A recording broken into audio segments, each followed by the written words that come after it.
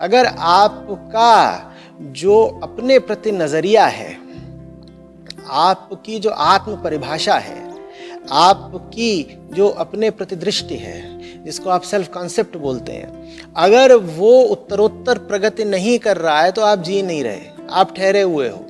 और आदमी का तो देखिए ऐसा है कि जैसे ठहरा हुआ पानी सड़के गंदा हो जाता है, ख़राब हो जाता है, वैसे ही जो आत्मविकास की यात्रा अपनी रोक देता है वो आदमी ठहर गया, सड़ गया, गंदा हो गया और बर्बाद हो जाएगा।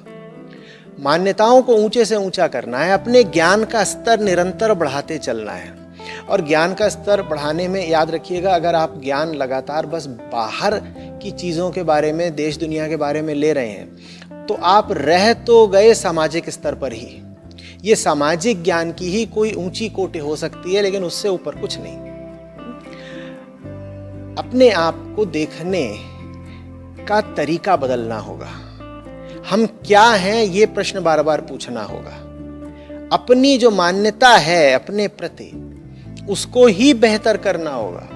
और मजेदार बात यह है कि जैसे जैसे आप देखते जाते हैं कि आप वो नहीं है जो अपने आप को समझ रहे थे, आपका दुनिया से रिश्ता बिल्कुल बदलता जाता है। आप बात समझ रहे हो? आप अपने आप को अगर गुड़ मानेंगे तो दुनिया की सारी मक्खियां आपकी दुश्मन हो जाएंगी ना।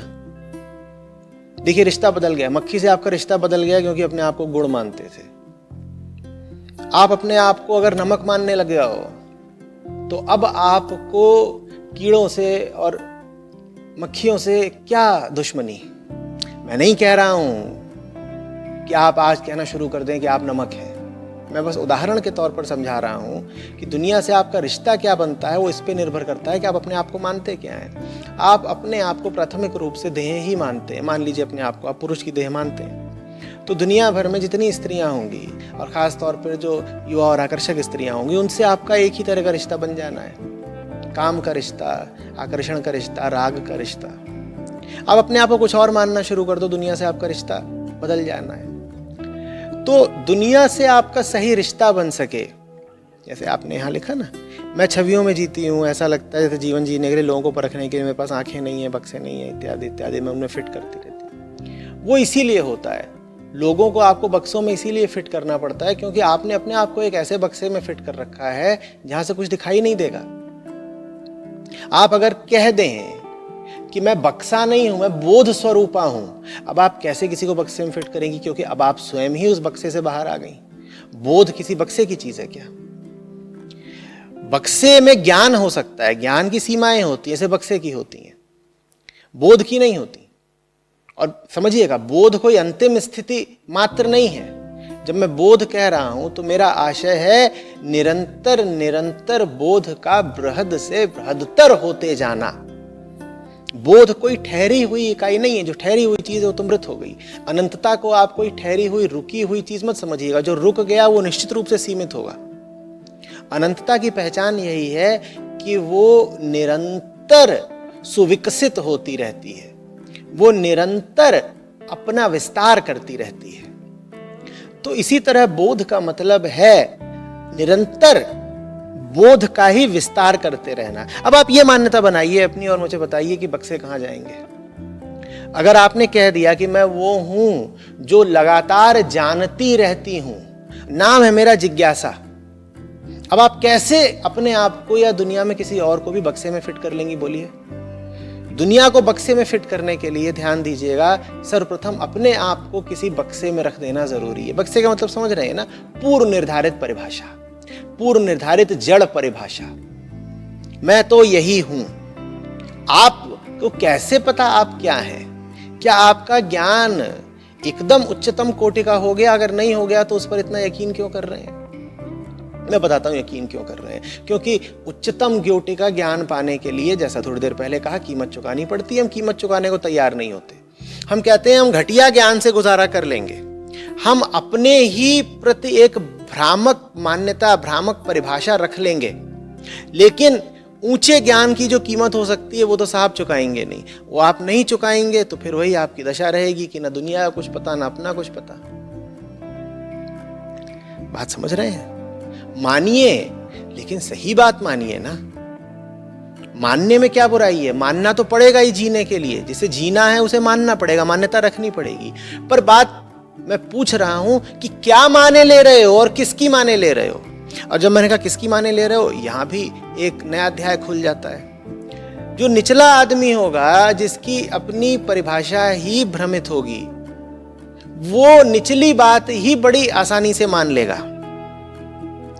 और जिसमें ऊंचा बढ़ने की ललक होगी, वो ऊंचे से ऊंचे स्रोत के पास जाएगा और उसकी बात मानेगा, क्योंकि वो कह रहा है कि जिंदगी का तो मतलब ही है निरंतर उत्कर्ष। ऊपर नहीं उठ रहे तो जी क्यों रहे हैं? कल जैसे थे आज उससे बेहतर नहीं हुए तो जी क्यों रहे हैं? जीवन मिला ही इसीलिए है, ताकि अपने दोषों से, अपने विकारों से ऊपर उठ सको, अंततः मुक्ति पा सको। अगर कल जो विकार थे मुझ में आज भी हैं, तो मैंने किया क्या? वक्त बर्बाद करने के अलावा। और अगर मुझे ऊपर उठना है तो फिर मुझे संगत भी उन्हीं की करनी पड़ेगी ना, जो ऊपर वाले हैं। ऊपर उठना है मुझे तो एक की संगत है तो मैं कतई नहीं करूंगा अपनी, क्योंकि मैं तो हूं ही नीचे वाला। ये प्रमाणित कैसे होता है? प्रमाणित इससे होता है कि मुझे ऊपर उठना है, नीचे वाला हूं तभी तो ऊपर उठना है। और अगर मुझे ऊपर उठना है तो मैं अपनी क्यों सुन रहा हूं? और अगर मुझे ऊपर उठना है तो खास तौर पर ऊपर वाले के खिलाफ मेरे मन में जो आवाजें हैं मैं उनको क्यों सुन रहा हूं? लेकिन बहुत आसान होता है। नीचे वालों की आवाजें हमें सुकून दे देती हैं, हमें ढांढस बंधा देती हैं, सांत्वना दे देती हैं, हमें एक झूठे भ्रम में रख देती हैं कि हम बढ़िया हैं, अच्छे हैं, ऊंचे हैं। ऊपर वाले की आवाज जब भी कान में पड़ेगी छेद जाएगी, क्योंकि ऊपर वाले की आवाज तो सच की आवाज होती है, वो बिल्कुल छील देती है। 10 जगह से हमारी हस्ती में खून निकाल देती है, मन के चिथड़े कर देती है। हम कहते हैं बड़ी भारी कीमत है यार, ये हम नहीं देंगे। इससे अच्छा तो ये है कि अपने पूर्वाग्रहों में जी लो। इससे अच्छा तो ये है कि अपने सपनों में, अपने झूठों में जी लो। बात समझ में आ रही है? कीमत चुकाइए, ऊंचे उठते जाइए। मानिए बात को, पर सही बात को मानिए। मानिए बात को, पर ऊंचे लोगों की मानिए। अगर आपको ये परमहंस गीता उपलब्ध है तो आप क्यों किसी टीवी एंकर को व्यवहारिक रूप से अपना गुरु बनाए ले रहे हैं? बताइए जरा। मान्यता रखनी ही है। मान्यता रखना माने मानना। मान्यता अगर रखनी है तो भाई उस चीज को मान्यता देंगे ना जो यहां पर जड़ भरत कह रहे हैं कि कपिल मुनि कह रहे हैं, उस चीज को मान्यता देंगे ना। उस बात को थोड़ी मान्यता देंगे जो टीवी पर ये छिछोरे लोग आकर के बोल रहे हैं। मान्यता देनी ही है तो किसी आत्मज्ञानी की बात को देंगे ना, या फिल्मी तारिकाओं को और तमाम तरह के उथले सेलिब्रिटीज को अपना पथ प्रदर्शक बना लेंगे। किसको मान्यता दे रहे हैं? आध्यात्मिक विषयों पर भी अब राजनीतिज्ञों की सुनोगे क्या? जीवन के महत्वपूर्ण विषयों पर तुम फैसला करोगे अपने दोस्तों, यारों और रिश्तेदारों की सुन के? किसकी बात सुन रहे हो? किसको मान्यता दे रहे हो? यही प्रश्न है जो तुम्हारी किस्मत का फैसला कर देगा। तुमने किसकी बात को मान्य कर लिया? तुमने किसको मान्यवर कह दिया? इससे ज्यादा महत्वपूर्ण कुछ नहीं होता। फिर दोहराए दे रहा हूं, याद दिलाए दे रहा हूं, वो जिसकी बात नहीं सुननी है, बाहर तो पसरा ही हुआ है, भीतर बहुत बैठा हुआ है। आज के समय का गहरे से गहरा भ्रांतिपूर्ण दुष्प्रचार यही है, अपनी सुनो अपनी करो।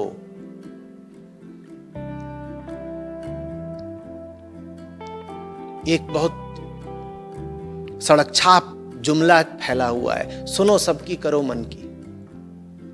ये सड़क छाप जुमले हैं, ये उपनिषदों के श्लोक नहीं हैं।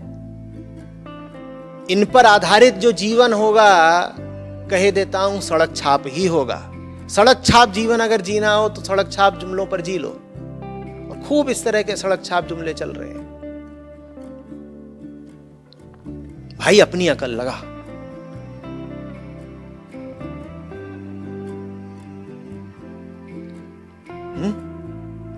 बचना। तुम अगर इस काबिल ही होते तो तुम्हारा जीवन उस काबिलियत का उत्सव होता ना। अपने जीवन को देखो। तुम अगर इस काबिल ही होते कि तुम्हारी सब मान्यताएं सत्य के निकट होती, तो मैं कह रहा हूं तुम्हारे जीवन में वो काबिलियत परिलक्षित हो रही होती ना। कहां दिखाई दे रही है तुम्हें वो काबिलियत? फिर भी तुम सबसे ज्यादा भरोसा अपने आप पर ही करते हो। बच्चों, लोग हुए हैं, वो तुम्हारे शुभेच्छु हैं, जो तुमको राह दिखाने के लिए बड़े उत्सुक हैं। वो तुमसे कुछ नहीं ले रहे और ऊंची से ऊंची बात तुम्हारे लिए छोड़ गए हैं, एक प्रेम भरे तोहफे की तरह, प्यार की एक भेंट की तरह। उस उपहार को अस्वीकार मत करो। तुम्हें इतना ही करना है कि उनके पास जाओ, बैठो, उनको पढ़ो। उसके बाद ये दुनिया का जो ज्ञान है, ये दुनिया में तमाम तरह के फंडे चलते हैं, ये फंडे तुमको सड़े हुए अंडे ही लगने लगेंगे। फिर बिल्कुल भूल जाओगे ये सब सड़क चाप फुटकर जुमले जो आजकल ज्ञान के नाम पर फैलाए जाते हैं। एक बार जाओ तो सही, पढ़ो तो।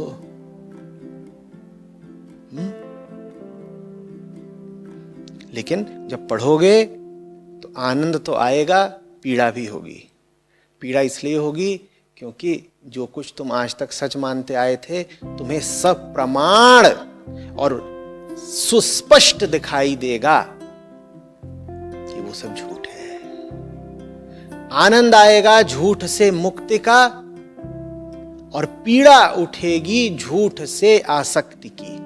अब तुम देख लो कि तुम्हारे लिए मुक्ति का आनंद बड़ा है या आसक्ति की पीड़ा बड़ी है। इस देखने मात्र से मैंने कहा तुम्हारी किस्मत का निर्धारण हो जाना है। जब भी तुम किसी ऊंची जगह के पास जाओगे, इन दोनों का अनुभव होगा। मुक्ति का आनंद मिलेगा और जो पुरानी आसक्तियां हैं उनके टूटने की पीड़ा मिलेगी। बहुत लोग होते हैं जो कहते हैं ना बाबा, पीड़ा नहीं बर्दाश्त हो रही, हम तो दूर जा रहे हैं। तुम दूर ही जाओ, हर कोई सुपात्र होता नहीं।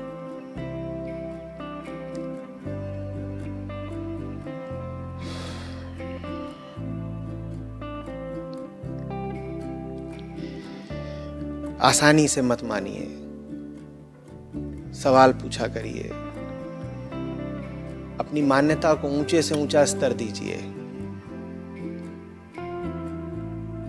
आपका ज्ञान उच्चतम कोटि का होना चाहिए, सांसारिक भी और आत्मज्ञान भी, दोनों साथ साथ ही चलते हैं।